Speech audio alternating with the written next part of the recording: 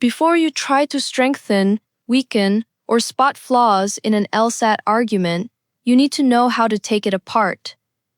Today, we're breaking down the 4 core parts of an LSAT argument, the foundational skill required for nearly every single logical reasoning question you'll see on test day. Every LSAT, logical reasoning, stimulus presents either an argument premises leading to a conclusion or a fact set statements with no conclusion.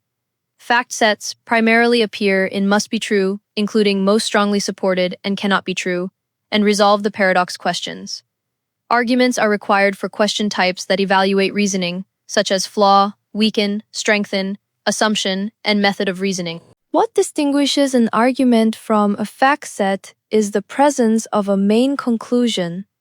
A fact set is simply a collection of statements without an inferential claim, whereas an argument uses supporting statements, referred to as premises, to justify a central claim, referred to as conclusion. The must-be-true family tests, deductive reasoning. Your job is not to judge an argument, but to derive a 100% guaranteed outcome from given facts. Think of deductive logic like code. If A gives B and B gives C, the output A gives C is mathematically locked in.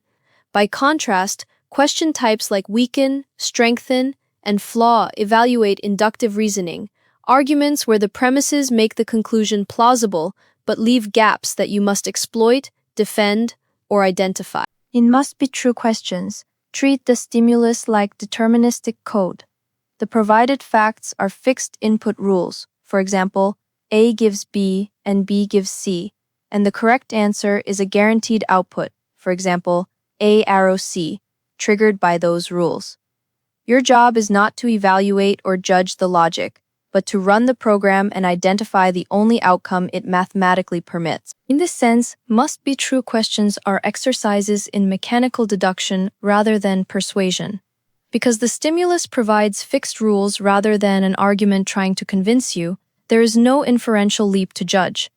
Deriving the outcome is purely algorithmic.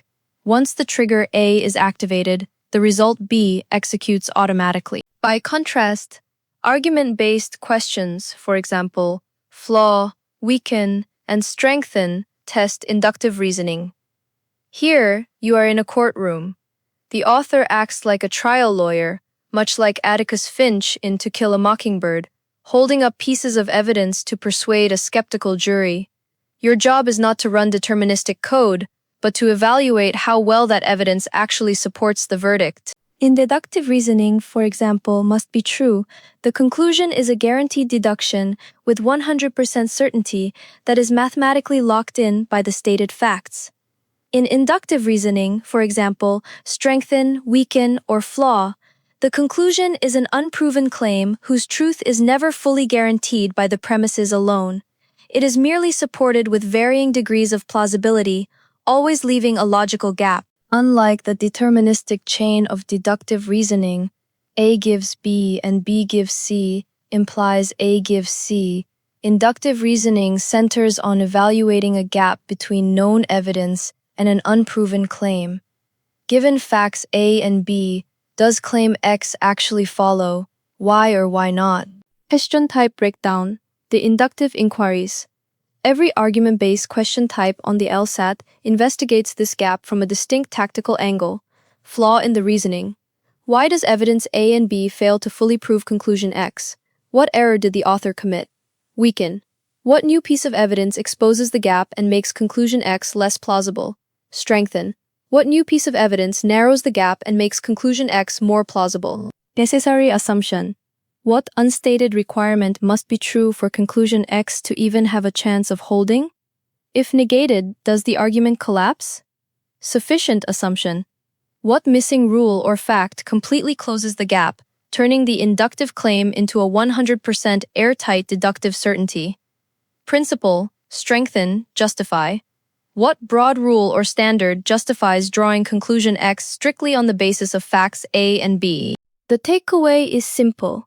Outside of deductive fact sets, like must be true, Every logical reasoning question boils down to evaluating how effectively a set of evidence supports a central claim, which is precisely what lawyers do every day. To evaluate how effectively an argument supports its central claim, you must first break the stimulus down into its four core components: main conclusion, premises, intermediate conclusions, and context opposing views. This process directly mirrors reading a judicial opinion. Appellate judges do not label their text into the holding, the binding rule of law versus dicta, non-binding background, historical context, or commentary. The reader must retroactively dissect the text to separate what is legally operative from what is merely context. LSAT stimuli require the exact same structural triage. A lawyer's core craft lies in cutting through dense judicial prose to separate the operative holding from non-binding dicta. By the same token, the first step toward a top score in LSAT logical reasoning is learning to execute the exact same structural triage, accurately identifying the four parts of an LSAT argument. Background and context. Non-operative statements that neither provide nor receive logical support within the argument. They exist strictly to frame the discussion, providing neutral setup, definitions, historical facts, or introducing an opposing viewpoint that the author intends to challenge. Premise A. Premise is the foundational evidence in an argument, providing direct support for either a subsidiary conclusion or the main conclusion. Key characteristics. It receives no support. A premise is the ultimate starting point of an argument. If a statement receives support from another claim, it acts as a subsidiary conclusion, not a premise. It is accepted as absolutely true. On the LSAT, you must never question the factual accuracy of a premise. They are accepted as true by default. It defines the logical gap. The bread and butter of LSAT logical reasoning is not questioning the given facts, but evaluating the logical leap. Your task is to assess whether the provided premises actually justify the author's opinion, the main conclusion. Subsidiary conclusion. A subsidiary conclusion, also known as an intermediate conclusion, is a claim that functions as both a conclusion and a premise within a single argument. Key characteristics. The dual role. It receives support from foundational premises, acting as a conclusion, while simultaneously providing support to the main conclusion, acting as a premise. Optional but common. Not every LSAT argument contains a subsidiary conclusion, but they appear frequently in more complex stimuli. The Decoy Trap. The LSAT frequently uses subsidiary conclusions as traps. Test writers will deliberately flag them with traditional conclusion indicators, e.g., thus, therefore, hence, to bait test takers into misidentifying them as the main conclusion. Logic over indicators. To avoid the decoy trap, you must evaluate the underlying logic of the argument rather than relying blindly on indicator words. Always ask yourself, is this claim supporting another claim, or is it the absolute final destination of the argument? Main conclusion. The main conclusion is the ultimate claim or final opinion of an argument.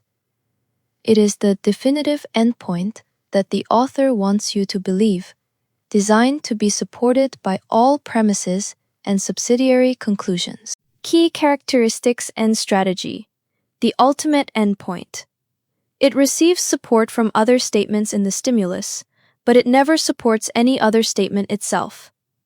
If a claim is used to prove something else, it is not the main conclusion. The missing indicator trap. While the LSAT frequently uses traditional indicators like thus or therefore on subsidiary conclusions to create decoys, test writers will often omit indicator words entirely for the main conclusion. Focus on logical flow, not keywords. You must track the direction of logical support rather than hunting for keywords. The underlying formal logic tested on the LSAT is fundamental, e.g., if A arrow B and B arrow C, therefore A arrow C.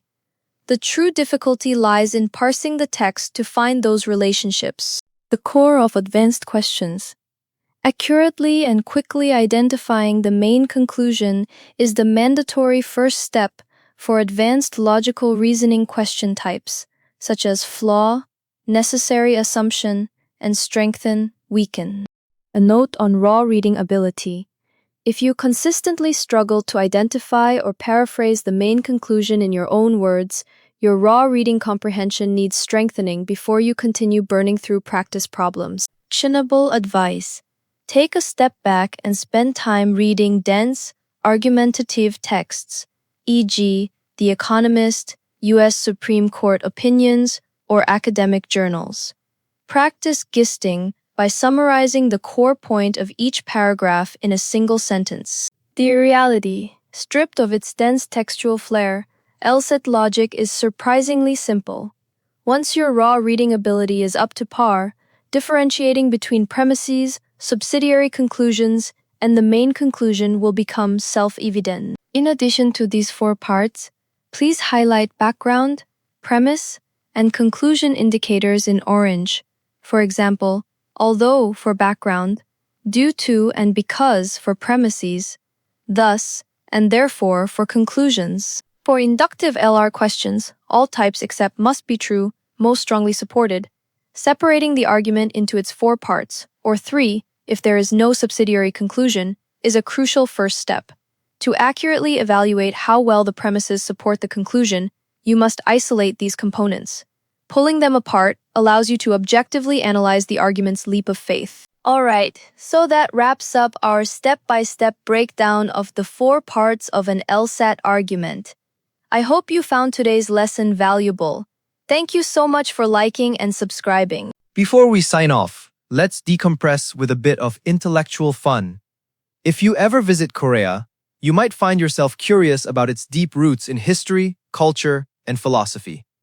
There is a single phrase, first coined in 15 BC, that beautifully captures this. Originally used to describe the architectural style of a new royal palace built by King Onjo, the legendary founder of the Baekje kingdom, this phrase encapsulates a design principle that has guided generations of Koreans ever since. Rather than pursuing monumental scale or dazzling ornamentation, Korean design traditionally centers on understated balance. It achieves structural dignity without falling into degradation, and cultivates beauty without slipping into vulgar ostentation. Culturally, this concept extends far beyond architecture into a broader ethos rooted in Confucian moderation and moral rectitude. It posits that true elegance does not require wasteful luxury, nor does practical restraint demand a compromise in grace or quality. From the humble, organic curves of a traditional hanok to the minimalist purity of Choson white porcelain, Baekja, this philosophy is perfectly encapsulated by a singular phrase, Geom-i-bul-lu, Hwa-i-bul-chi. As you can see on the screen, this translates to strive for modesty, but avoid appearing lacking. Strive for the sublime, but avoid excessive indulgence. While it originated in 15 BC, the phrase was famously resurrected centuries later by Jeongdu John in 1394 to guide the construction of the Joseon dynasty's grand palaces. Ultimately, it stands as a timeless celebration of quiet confidence, natural harmony, and intentional restraint, the defining hallmarks of the Korean aesthetic.